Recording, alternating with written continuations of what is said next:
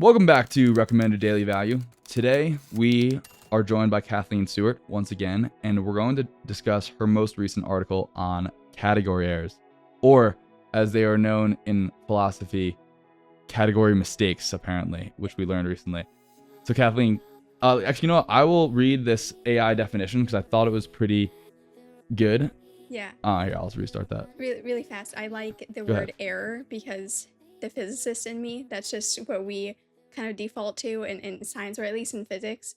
So that's why I use category error versus category mistake, which is more mistake is more like you said, the philosophy side. But I think Hmm. we're about to find out that they could still go hand in hand. So your philosophy on the philosophy of errors versus mistakes. Okay. So the AI overview brought to you by Big AI and Google. A category mistake or error is a type of conceptual error where something is described as having properties or actions that belong to a different category of things.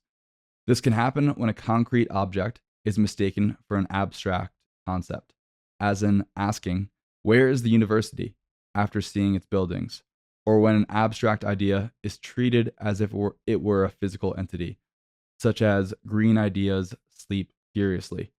Philosopher Gilbert Ryle famously used this concept to criticize Cartesian dualism, which we talked about randomly not that long ago on this podcast, arguing that the mind was treated as a separate substance, like a physical body, when it was actually a way of talking about the mental processes.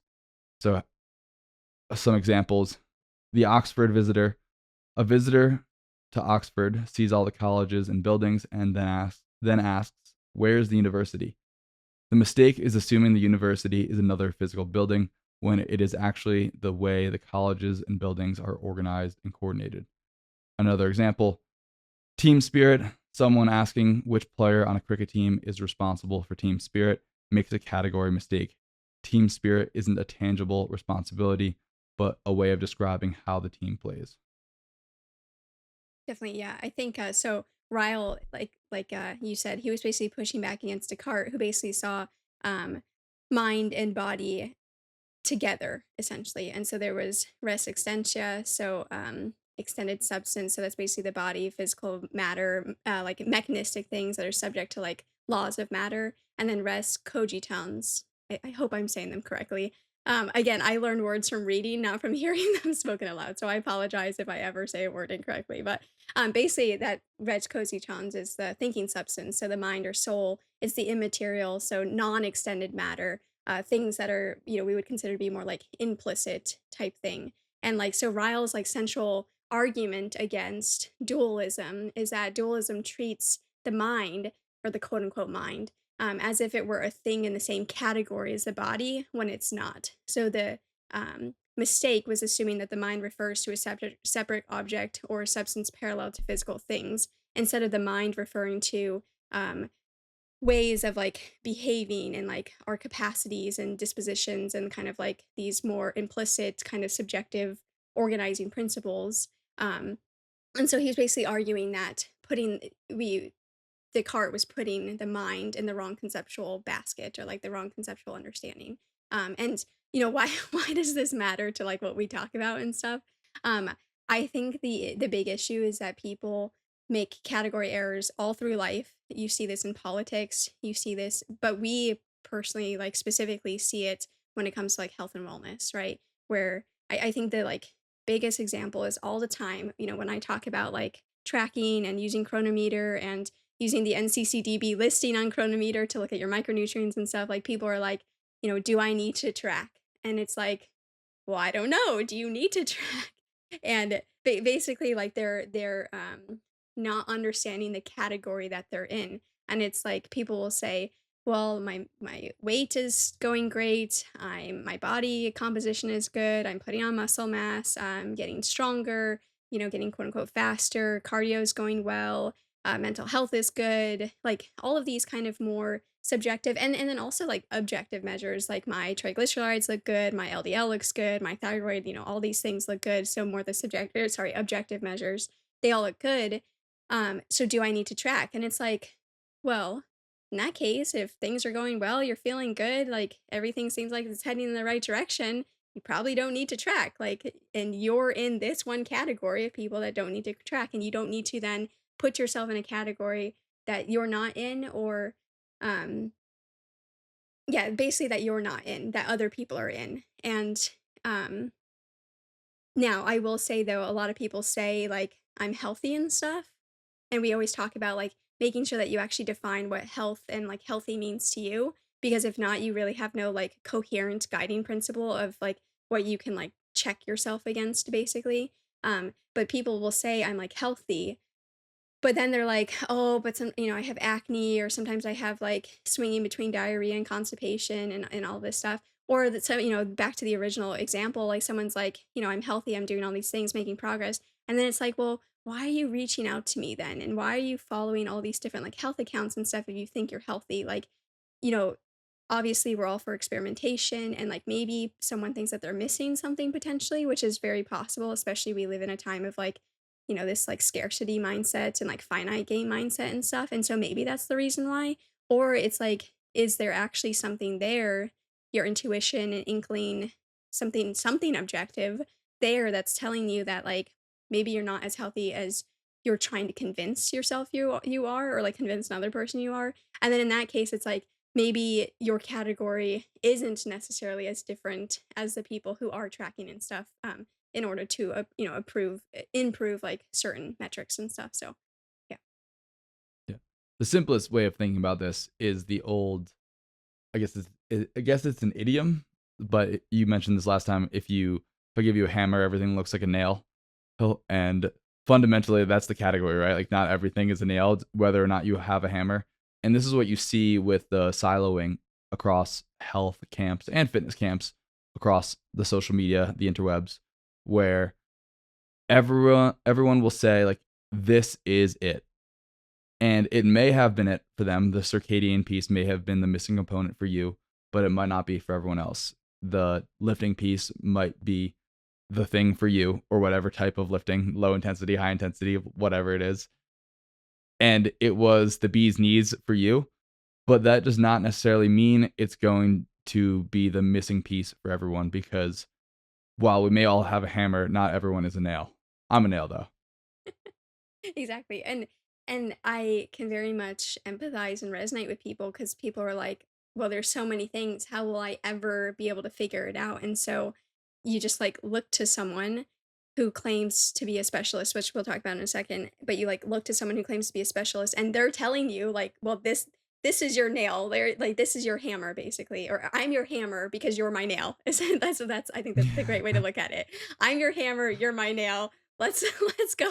And like you said, like for some people you get the survivorship bias, a self-selection bias, and of course we recognize that we fall into this too, right? Like there's a very big possibility that the people that we attract into transform and stuff, the reason why the majority of them do so well, and the ones that don't necessarily do so well, they tend to leave fairly quickly, right? Is because they're like self-selecting, or like we're self-selecting them. And then obviously we have the survivorship bias of like the people that actually, finish and stuff. So I don't want to say that we're like out of this at all. We're definitely in this with everyone. That's why I also don't see like there's no market saturation, even though there's like so many people, in the market, because of this issue, right? Because of the not everyone is for everyone. That is okay. I think we have like completely lost, that fact and stuff. But yeah, so like you were saying, like, you go to the specialist and they're like, because this is their specialty, they're like, this is your problem. And it's like, well, maybe a part of it is their problem, but like a part of it's probably not their problem. And then the thing is that most people don't necessarily always share the negative. They just leave and go to the next quote unquote specialty. Um, and because of that, you don't necessarily see like I tried this, it didn't work for me type people. You only see the people that are like, I tried this, it was the best thing in the world. This is what everyone needs because, everyone is exactly like me. And I do think that I think we would agree that there are fundamentals. And so this gets into the generalist that we'll discuss in a second. Um, that where it's like, if you're not accounting for these fundamentals, then you don't really know what specialty is left, basically. And the problem is that everyone is looking to the specialty without accounting for the fundamentals. But the fundamentals, the more generalist type things, They are in every one of these like major domains. So we like talk about the slices of the pie, like so the biochemistry side, which is basically including like diet and supplementation. Those are like the big ones for the biochemistry side. Biophysics, that's where the whole like non-native EMF, which everyone always looks at as a negative, but you can use non-native EMF in a very positive light, right? Um, and, you know, non-native EMF obviously includes electrostatic fields and magnetic fields. So yeah, so that's where like grounding comes in and sunlight and all that stuff comes in. And then there's the movement piece, and so this is where like walking and zone 2 and high intensity sprints type things and lifting and moving your spine for the people out there that have like their issues are from spine impingement issues and stuff, nerve impingement issues that are then like causing issues to the muscles themselves or the smooth muscle tissues, the organs, and that's where the issue's coming from. And then also just like pressure, when it comes to the movement side, like pressure dynamic issues, like all these people that have like hiatal hernias and stuff nowadays. Um, so yeah, so like the movement side, and then there's the like psycho emotional side. So obviously counselors, therapists, psychologists, somatic therapists, like so many things there. And then I would say kind of like the more soul spirit type side, like how do you relate to the overall whole, to God, if you believe in God, like all these different things. So I would classify those as like the big five, and there's probably more, but I think that those are like the big encompassing ones. And so when it comes back to generalization, it's like in Transform, we hit pretty much all of these to some point or another, all these pieces of the pie. And things that we continue to find for the vast majority of people are things that are inexpensive, don't take a lot of time, but really move the needle forward. Like, everyone's going to hear a testimonial with Samantha George coming out soon, and she talked about how she wasn't doing like the lymph big six, and the moment she started adding that in, like, and that's a part of Transform, like what we do, not from us, of course, like it came, I got it from Perry Mason from Stop. I hope I said his name correctly. I apologize if I just got that wrong, but Stop Chasing Pain, like his Instagram account, that's who I got it from.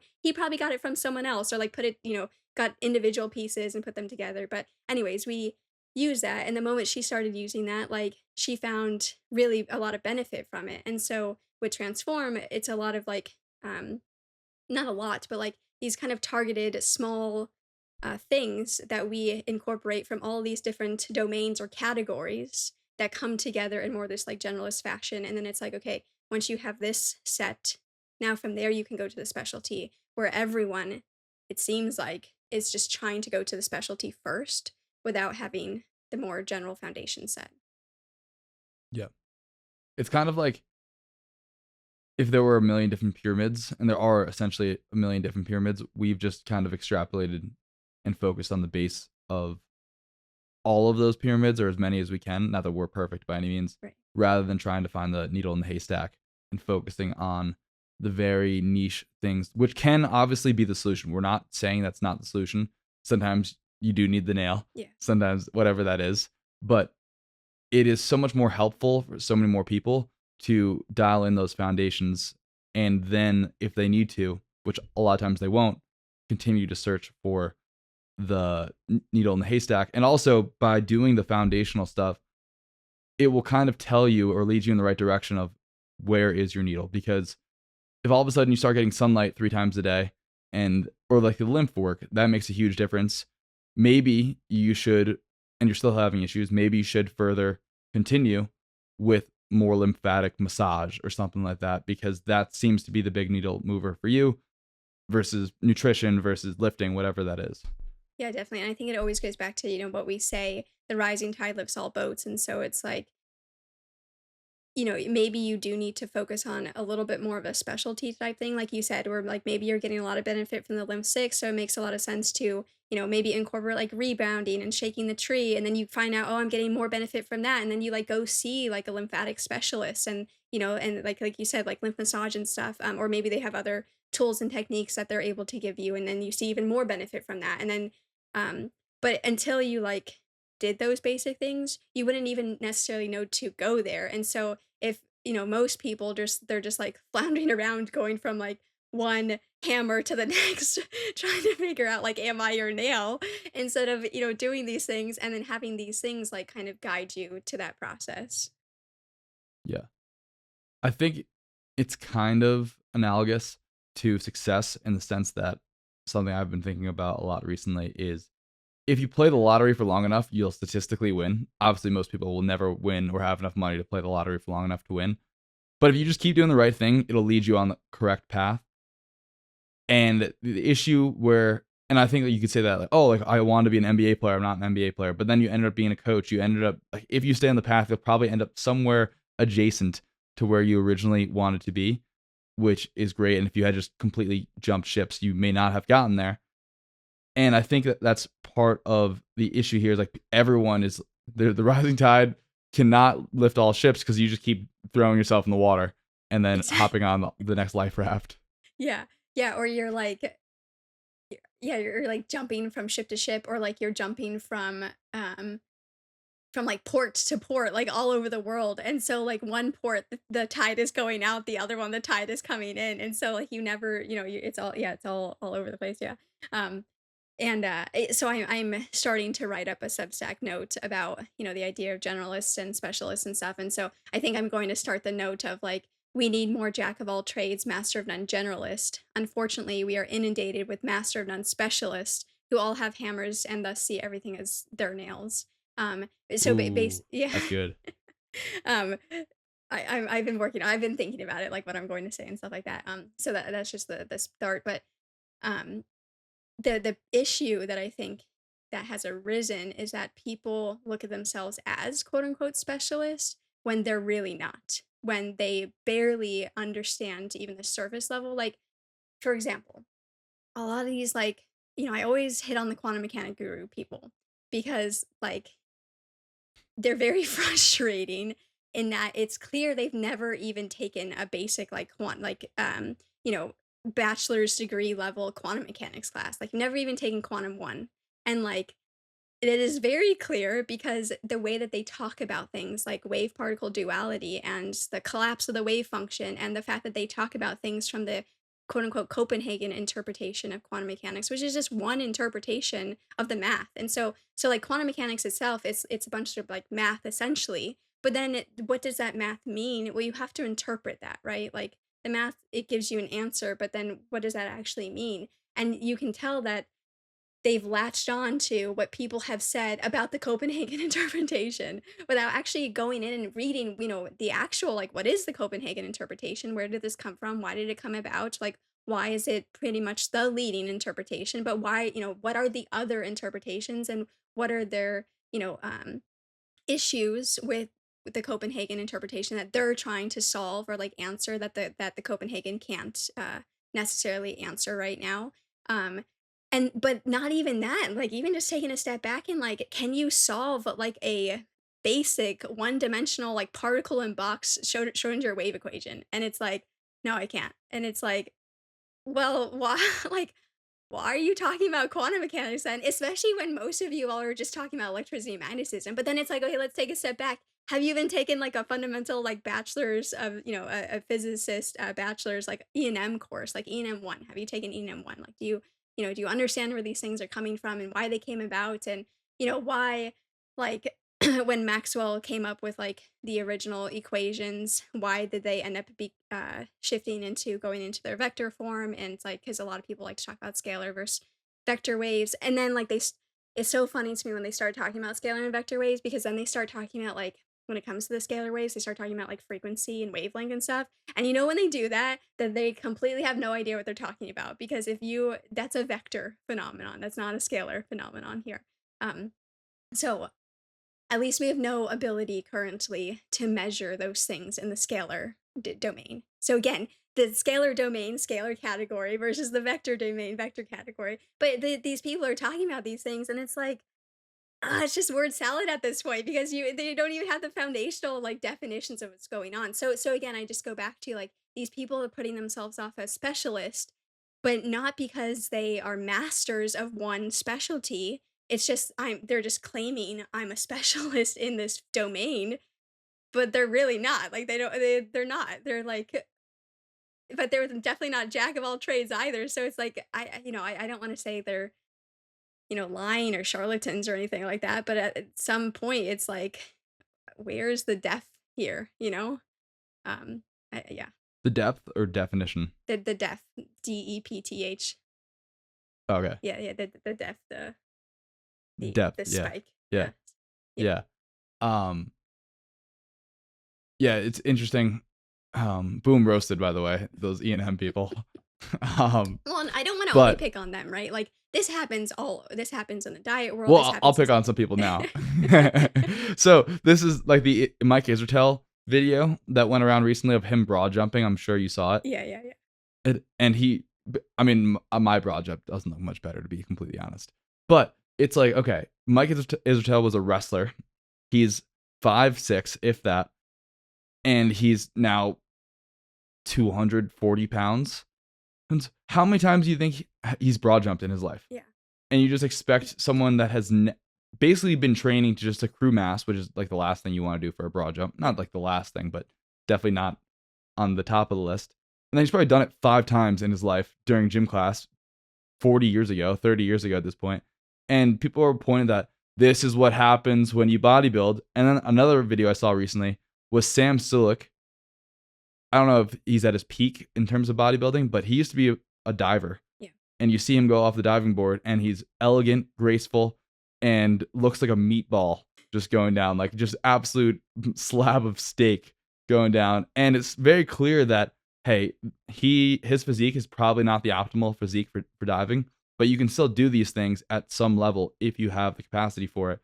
And so you see all these like functional training people be like, this is why you shouldn't do this. Yeah. It's like, look at this example. But then it's clearly like, no, you are just picking someone from the wrong category and using it to back your bias. Right.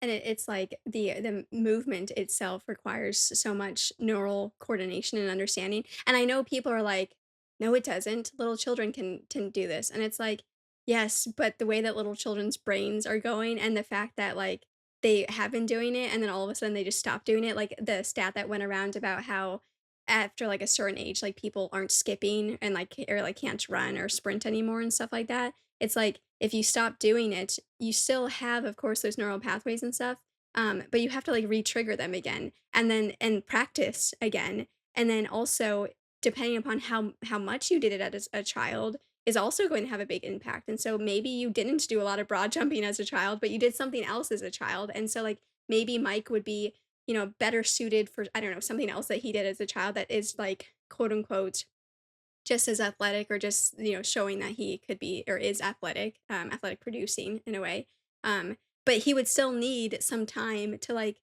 kind of refire some of those neural pathways to get them like functioning again and stuff. So to just like expect him to do it like out of the box, I think it's just like you said, it's a misplacement of the category that he is currently in and has been focusing on. Yeah. That's why. I was talking to. Oh, go ahead. Go ahead.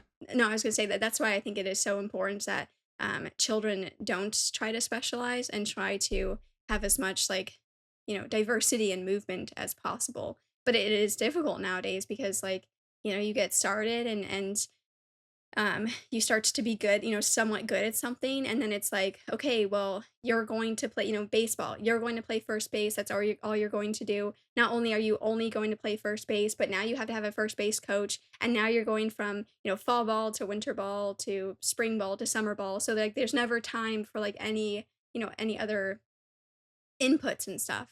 So that's like with like Harrison. So like his big one for sure is karate. But I like karate because at least the way that he's learning it right now, because they force him to change sides and stuff and to not only stay with he's left-handed and so not only stay like with that side and to like go to the right hand and stuff. And like their kicks, they use both sides and everything. But we also, I just took him rock climbing yesterday and like, trying to maintain or like have him develop as many of these kind of more broad generalist movement patterns. And then like, of course, when he gets older, if he's at the point where like he wants to focus on a sport, then I think that makes sense. But at least in the beginning, it's like, I think the more kind of GPP, general physical preparedness that children go through, the better. I mean, we know this when it comes to like connective tissue health, right? Like tendon health and stuff. Like we know that, pretty much like once we hit our 20s, like of course we can impact our connective tissue and stuff, but it is way more difficult to impact tendons, ligaments than it is muscle. And we already know it's kind of, takes a long time, is, difficult for hypertrophy and stuff. So it's like put that even, on the tendons and stuff. And it's like this is why, jumping and having all of these different planes of motion, movement and stuff as a child, I think is so important. But so as like a child, it's like creating as many categories as possible, generalist categories. And then over time, like you said, the pyramid kind of goes up, and then it's like we kind of refine those categories. But we refine those categories because we have that base layer of categories first. Yeah. You kind of jogged my memory on something I've believed for a long time, which is in regards to skiing and snowboarding, which I like to snowboard. And a lot of people will, there's like different categories and subcategories of what you do on a snowboard. So there's moguls, there's just some people that want to just ride, like blues and greens and kind of groomers. There's park, which is tricks and hitting rails and boxes, like kind of like a skateboarder. And there's trees, which is my personal favorite. But and like backcountry where you're like going down steep powder. And a lot of people will tell you, or in ice, the ice coast, you grew up in the East, you grew up skiing ice, which is all these different categories. Not that anyone wants to ski ice, but it's just a thing that you have to learn how to do. I'm a little bit rusty these days, a bit privileged being out on the West. But you learn so much, and it complements your riding styles by being able to do all of these things. Whereas that people that, for the longest time, I told my dad at one point, I was like, I want to be able to go as fast as I can, but also I want to be able to go as slow as I want to, Yeah. which is very different because that means I can go as fast as I want to, but I'm in control. I'm not being controlled by the mountain. Another thing is like, I wanted to learn how to do moguls, because if you can do moguls on a snowboard, you're going to have such good edge control. And yes, can you get that level of edge control without, and for anyone that doesn't snowboard, like how well are you able to turn essentially? And it's kind of like running around cones in real life, or like driving around cones. And yes, you could get really good at making turns without driving around cones, just making like 3 K turns or whatever it is, like making a ton of right turns in a row, like just doing laps. But when you have like these constraints where these like big balls that you have to like snowboard between, it provides feedback, because one, you mess up a ton more and it hurts, and especially when it's on the ice. But like you will grow so much more by exploring all of these different categories, even though it's within this one sport. And I think that is the generalist essence. Yeah, I agree. And so people will go back and say, okay, well, how does this relate to, what we were originally talking about categories and stuff? And it's like, if you are hitting all of these kind of like generalist things, then do you really need to go to a specialty, right? Or are you just looking like, is it a boredom thing? For some people it is. For some people it's like, they've like convinced themselves that there has to be something wrong, or there has to be something that I'm missing. And it's like, maybe this should be like a wake up call of like, go do something else when it's not related to health. Like go pick up a hobby, go snowboarding, go rock climbing, like, go do something else, especially if you Karate. yeah, especially if you're like hitting, write a book, like read a book, like, all of these different things that are out there, like a second job, a second profession, like create a business if you want. Um just because, if you are hitting these things, you are subjectively, objectively healthy, then I don't necessarily think that you need to add more. If anything, it's like the programs, like for example, Transform, it's like it is a time constraint um, process that we use certain tools to get people closer to their quote unquote goals. And in this case, it's pretty much body recomposition. But the whole goal of it is not to do this for the rest of your life. I mean, yes, we want people to continue with, kind of the generalist things of like getting sunlight 3 times per day, like doing the lymph big six because it takes like less than 5 minutes a day, like kind of these more general health promoting things. Of course, we want people to stay active, and if you don't want to focus on lifting, like, we say at least try to lift once a week so you're like maintaining and stuff. But the whole like focus of Transform can shift and mold, or should shift and mold, when you're done with it and you're no longer like, this is no longer your focus. It's like what we talked about last time about how you could do the thing with training where you're like trying to improve everything at once. So like plyometrics, overall strength, hypertrophy, um, you know, power and speed and like, all these things at once. Mhm. Or you could take like focus blocks and like, okay, I'm going to put all of these other things on the back burner right now and keep them on maintenance. And then I'm going to take these focus blocks and like build them up and stuff. And so that's with transform. It's like just because we talk about what we're doing with transform and stuff doesn't mean that that's how your day to day should look for the rest of your life, right? And I think that's where a lot of people are missing it, is they mistake the category of this, it's kind of 7-month process to this is the category for the rest of my life. And it's like that's not the case at all. And I don't think that's we definitely don't mean to like put out that at all. So Yeah. I think this is an important subject to touch on, and I will give some advice that might help you, and I thought this will apply to Kathleen. I could be wrong, but I have been thinking a lot about like happiness, and I think happiness, a useful way to define it is how content you are with your life, not in the sense of like joy. Joy, I think, is more like gratitude. I'm so grateful for where I am, again, which is a practice. Like, I'm so happy to be on the beach without any responsibilities right now. I think you can be happy if, and again, this is a very hot, touchy subject, but if you are doing all of the actions that you accept within parameters in terms of trade offs to get to where you want to be. Because, I want to be bigger, but I can't control that. I can control that I'm doing the things that I can control in order to get to where I want to be. So I can, and that might not be I'm lifting 7 days a week to maximize muscle growth. It's like, I don't want to spend all day in the gym. That's okay. I'm going to go to the gym 3 days a week consistently. And that means I'm content because I'm moving in the right direction versus trying to always project where you want to be and focusing on that.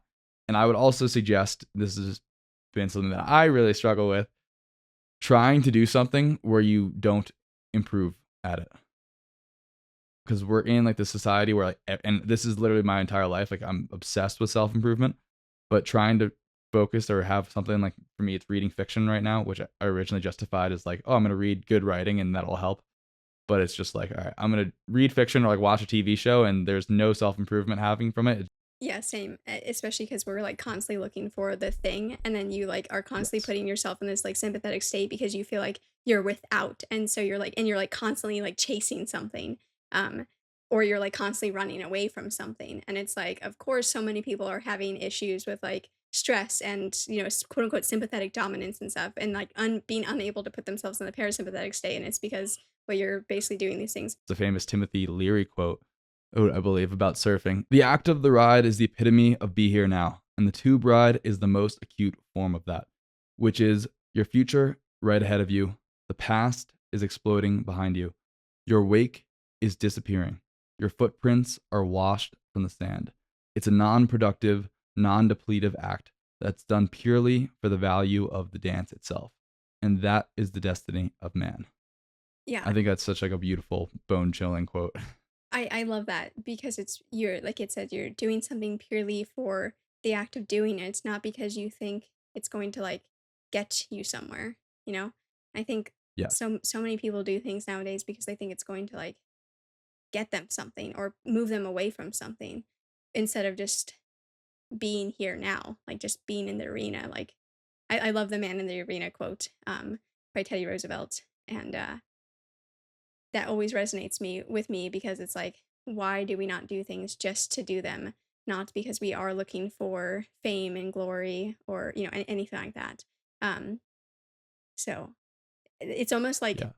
it's like back to being bored, no, and people just are not in silence anymore, and they don't feel boredom and stuff anymore. And I think when people allow themselves to be bored or allow themselves to like sit in silence, like not necessarily like to meditate, but to just sit there, be bored, not purposely think about anything, but just allowing, whenever you do start to think about something, like allowing that and then allowing like to see what happens and stuff.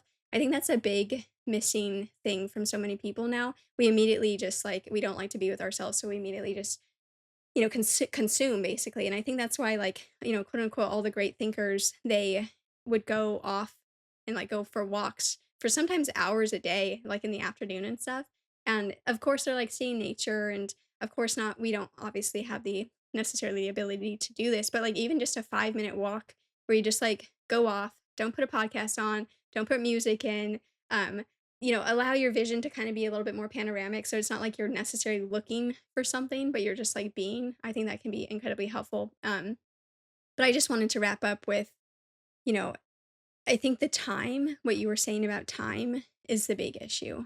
People look to the specialist, they look to the specialty because they think it's going to get them there more quickly. And yes, sometimes, these protocols, etc., do seem to get you there more quickly, at least in the moment. But a lot of them, you see the swing back, right? Where um, you might see a positive, but then something happens where the pendulum swings back and either the thing comes back or you have other symptoms that come back, like all these things that come back. Where if instead of like, and we see this all the time with ladies in Transform and men now in Transform, that the kind of slow approach, it's like if you compare where you were to last summer to this summer, like your dry skin, etc., like it might not be completely fixed and improved and or like yeah, completely healed, but it's improved from where it was the last summer, or like the last 6 months or whatever. And so it's you're seeing these kind of very slow, small progressions over time versus recommending a gadget or a supplement or a cream or like, whatever to address like the dry skin, just using that as an example, but this applies to literally everything.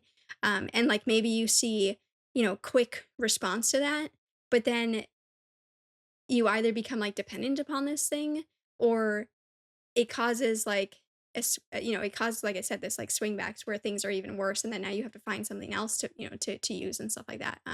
So Or you like drop off everything you were doing from all the other categories that were helping you out for this one thing. Oh, like it was just the circadian piece and then lifting all the stuff. Like it doesn't matter. All that matters is the sun. And then you regress because you swapped one category for all the others. exactly.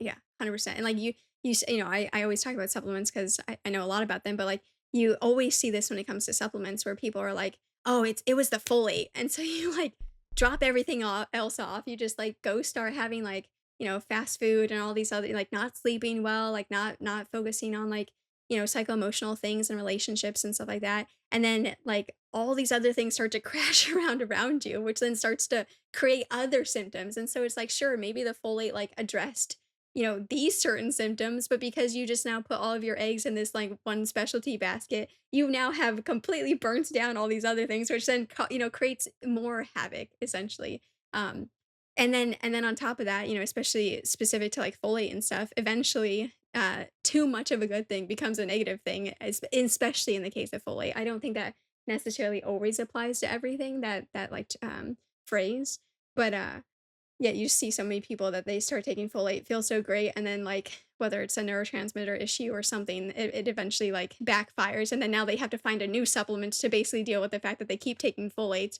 But this again applies to everything, to B1, to zinc, like all people's favorite supplements. It applies, but Yeah. just picking on folate there.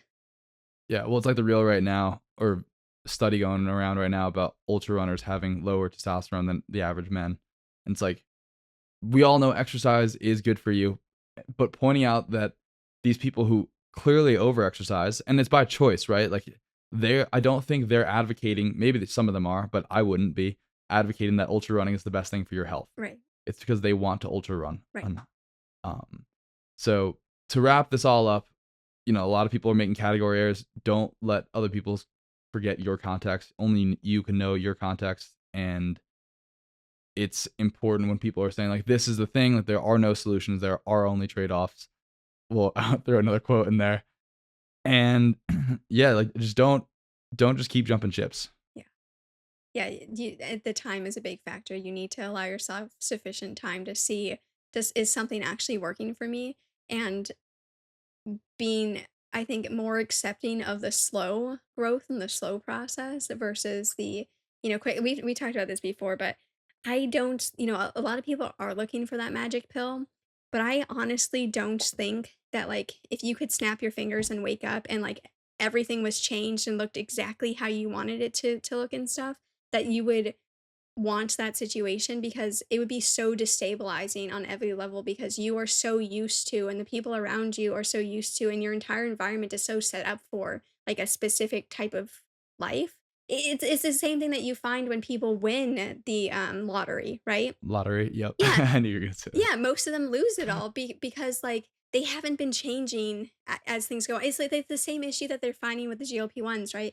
Like, the first X number of weeks is really when they see that the majority of the fat loss and stuff, and then it, like, really starts to curtail because they haven't actually been building. I don't wanna say they as a whole class because obviously there are people that are working on these things, but again, average, right? Large numbers. They have not been the proverbial they, the proverbial you, have not been building the habits and stuff, and so, you can't just keep doing the same things where it's like, yes, at first the medication is helping with the food noise, which is helping you eat a little bit less. Like maybe it's helping hormonally from, the insulin factor and stuff like that. But eventually you're going to have to input more tools, whether it's plate tracking, the hand fist method for tracking, straight up measuring with grams, all these things you have to really start to pay attention to, and then sleep and sunlight and all these other inputs as well. If not, if you just keep using the GLP-1s, what and then you also have like the resistance that starts to build because it doesn't really matter what's in serum, it matters like how the cells are actually responding to it and stuff. But then you either increase the dose, which obviously comes with potential issues like side effects, money, cost being a big one because the cost of them is really high, or you eventually lose out on the effects and then you start to see people gain back all the weight and stuff. And that's just an example, but this happens with every every medication, like I think that you clearly see this with the polypharmacy that most older people are on, where it's like they're taking like 8 different medications and they're all trying to like basically deal with a symptom that one medication caused, and it's like if we can just kind of fix these foundationally, and it's so sad. I saw this post today on Facebook, and it was like, I went to the doctor, and like the doctor didn't want to listen to anything. All they wanted to listen, or like all they wanted to do is just give me a GLP-1. And like before the GLP-1s, it was metformin or SSRIs or like whatever it is, instead of again like and no fault again to the medical profession. Like, I do feel for them because a lot of them only have like 15 minutes and they are kind of bound by what the insurance companies will allow and pay for and stuff like that. But at the same time, it's like, where is the, you know, discussion on, hey, like, how's your diet? How's your sleep? How are your relationships? How's your stress? Like, all of these things. And I understand that doesn't necessarily fit in 15 minutes. So again, I'm not blaming them, but to go immediately to the GLP-1s versus, all these other things, that's a difficult thing. But and then also not to blame them too, a lot of people do come in and just wanting the quick fix. Like same with the people that we work with, right? Like a lot of people think that we have figured out the like super magical fairy dust and then they realize like, oh, there's actually a lot that goes on with transform and I actually have to show up every day or, as many days as possible and be consistent and do the things. And yes, like we try to do things that don't take up a lot of time, again, that are inexpensive or have no cost to them whatsoever. But like you do have to do them. Like it doesn't, magically happen. So um yeah. I think the one last thing I want to say is that, people talk about normal curves. And so you have like the average and then you have the tails. And like you were saying, that you can look at life as like infinite normal curves. Now, yes, certain normal curves have more power to them, and so they like matter more, like sleep, for example, like obviously matters. However, when it comes to sleep, like there's the, kind of range of like 7 to 9 hours, right, of sleep. But if you're like on a tail of these normal curves and you start stacking up multiple tails, you just right there you can see why one specialist isn't going to be the thing for every person, because if you stack up enough of these tails, you are now so divergent from the person next to you. And certain tails might not have any bearing, like, right? Like the absolute bearing might be like 1%. So it's like, okay, this probably doesn't really matter in the grand scheme of things. But other tails have a huge bearing. And so that's when the whole like, this was my answer, so this is your answer comes in. But the acknowledging that it might not be your answer, I think is the important thing. Yeah. I think it's useful to think about like chimps being 98.8% of our DNA. He's like, this. I don't look like a chimp that much, at least. And I would also say it's the same thing with like the medical industry. Like a lot of these conspiracy theories, it's like the medical industry is corrupt, and obviously there's issues with the insurance industry, there's huge issues, but that doesn't mean that every doctor is evil, as a Austin Powers reference. And so like you just have to take these things kind of with a grain of salt and try to parse out the information that is useful and applies to you. Sorry. Yeah, exactly. And back to the time thing, like people feel like they don't have the time, they don't want to spend the time. And like what you said in the call yesterday, people are like, well, I don't want to devote this time in case this is not my answer. And that is the difficult thing because these things can take such a, like a couple of years and stuff like that. And so if you're like not guaranteed that, especially when everyone is making guarantees about everything nowadays, if you're not like guaranteed that this is like your fundamental issue, that then puts up like big roadblocks to people. But again, that's where it goes back to like, this might not be your fundamental issue. However, these kind of more generalist things, the general categories, are there to support what might be your actual fundamental like issue and concern and stuff. So awesome. Thank you, Kathleen. Until next time, guys, be good.